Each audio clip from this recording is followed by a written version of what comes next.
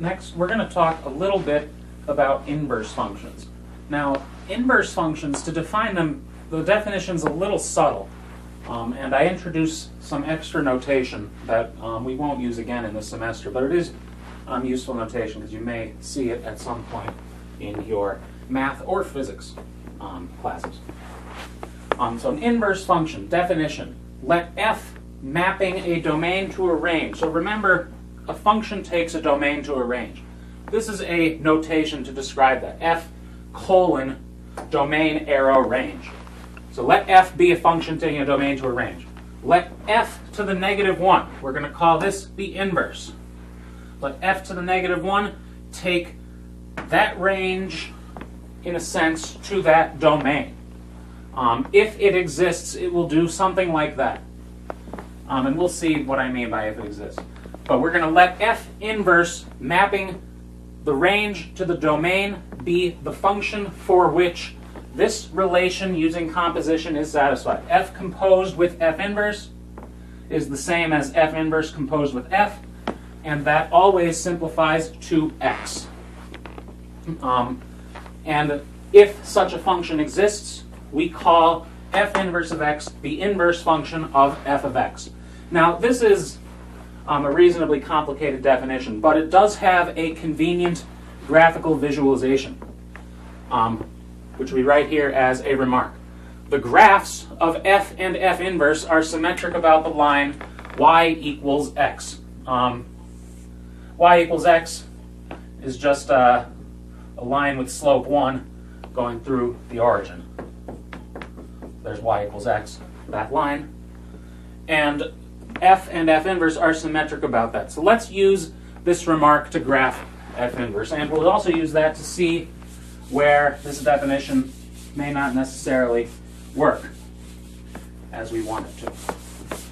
So let's just sketch a graph of f inverse for something. So example, sketch f inverse of x using that remark. So I'll give you a graph of a function.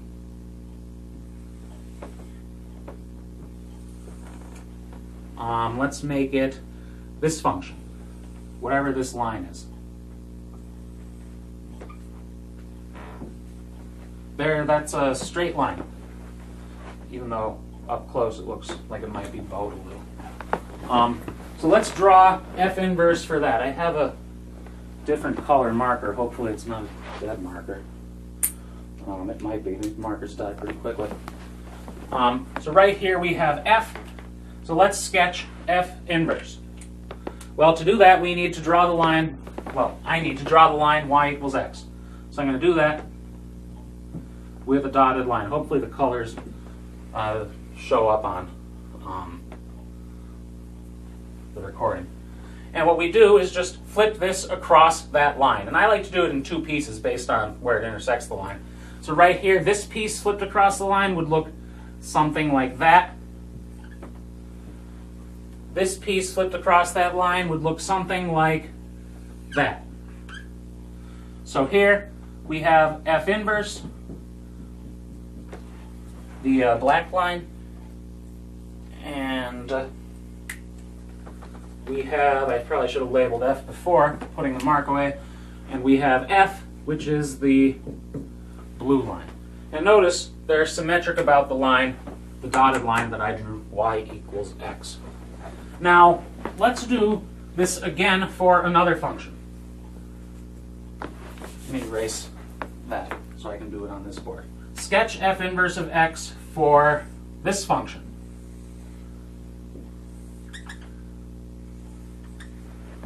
There, that should look like the parabola y equals x squared. Let's call this f. And let's sketch f inverse using that remark. So again, I'm going to draw y equals x like this. And then we're going to flip this across that line. On paper, you can see it by, folding it along that dotted line. So first, where are we? I'll do this piece. This piece flipped across that line would turn into that. this next piece flipped across the line, this piece flipped across the line would go down here like this. And graphically, it looks like that may have worked. But remember what the definition says. The definition says that f inverse of x is a function. This black curve here is not a function by the vertical line test. A vertical line intersects it more than once. So this is not a function. Now, what we would like to do is detect whether we could figure out whether that's a terrible sentence. What we would like to do is detect whether the inverse exists just given the blue graph. And can we do that? Well, we know that this potential graph for the inverse is not a function because it fails the vertical line test. Well, what would failing the vertical line test look like in this blue curve? Well, here's a vertical line that intersects the potential graph of f inverse twice. What does that look like flipped across y equals x? It would look like that. So if we have a horizontal line which hits f more than once, that would correspond to a vertical line hitting the graph of f inverse more than once.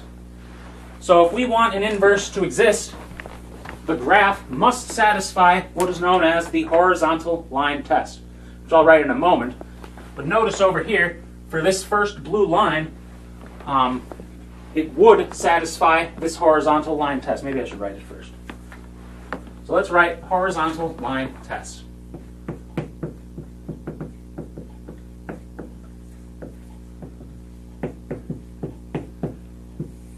Horizontal line test. Given a function f of x, f inverse of x exists if and only if every horizontal line intersects the graph of f of x no more than once. So the horizontal line test will detect whether an inverse function exists given a graph. And in this one, a horizontal line hits f more than once. So f inverse will not exist. In this first one, every horizontal line will hit f no more than once. It hits f, in this case, exactly once, but in particular, it hits f no more than once. So for that first line, the inverse exists. For this parabola, f inverse does not exist. But we could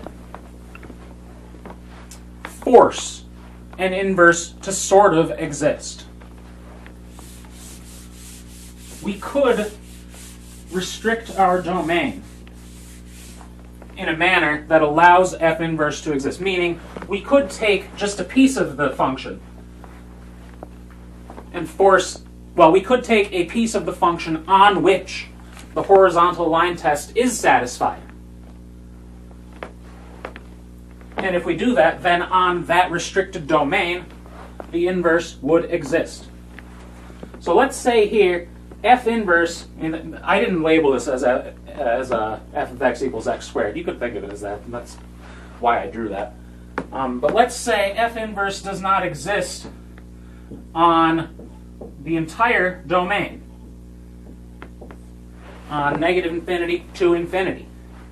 But can we restrict the domain so that f inverse exists? Well, yes. There are many restrictions you could choose. I would like to choose the largest subset of the domain so that f inverse exists. So let's draw it again. So let's, before drawing it, let's say we can restrict the domain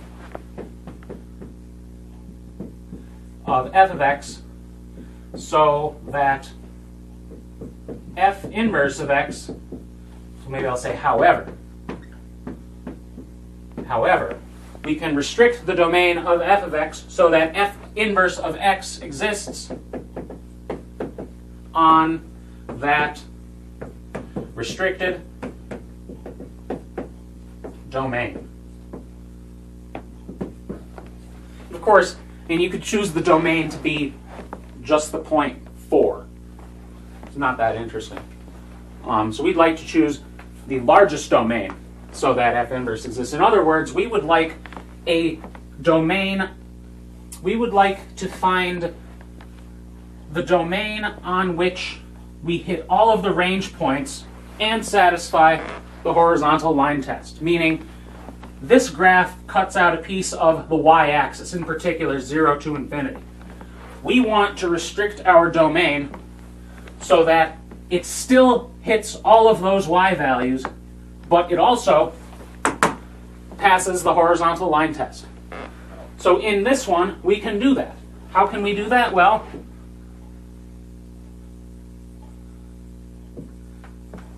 that shaded in portion, kind of shaded in, that portion I shaded in, on that piece, the horizontal line test is satisfied.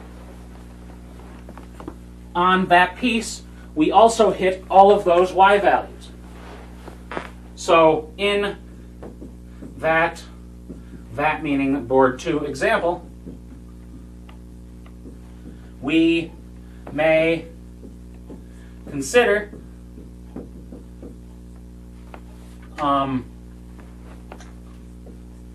the subset of the domain, that's too many words, considers what's throwing me off. In that example, sorry if you wrote that and I erased it, we take a piece of the domain. Which piece of the domain did we take? Well, we took, remember the domain is on the x-axis, we took that piece, 0 to infinity. 0 to infinity, including 0. If we don't include 0, we don't get that low point. So in that example, we take that as our restricted domain, and in this case, f inverse exists on that restricted domain. And what would that look like? Well, I'm going to draw it over here.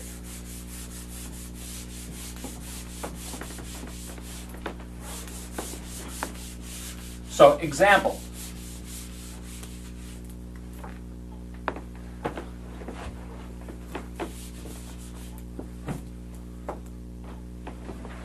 Example, restrict the domain of f of x so that f inverse of x exists. And we'll use that same function. So right here is our f of x. And by that remark, well, by that statement, we're only going to consider, so let's say we take just the part from 0 to infinity. So right there, we restricted the domain. We took only from 0 to infinity. And now the horizontal line test is satisfied. So I'll say HLT, horizontal line test, is satisfied. And because of that, the inverse exists on this restricted domain. And what would a graph of that inverse look like? Well, we just reflect it across y equals x. There's y equals x. We reflect it across, and it would look something like that. So if the horizontal line test isn't satisfied, we could restrict the domain and force it to be satisfied. And we'll do that maybe a couple times this semester. But the most important thing we're going to do with inverse functions is describe exponential functions and logarithm functions.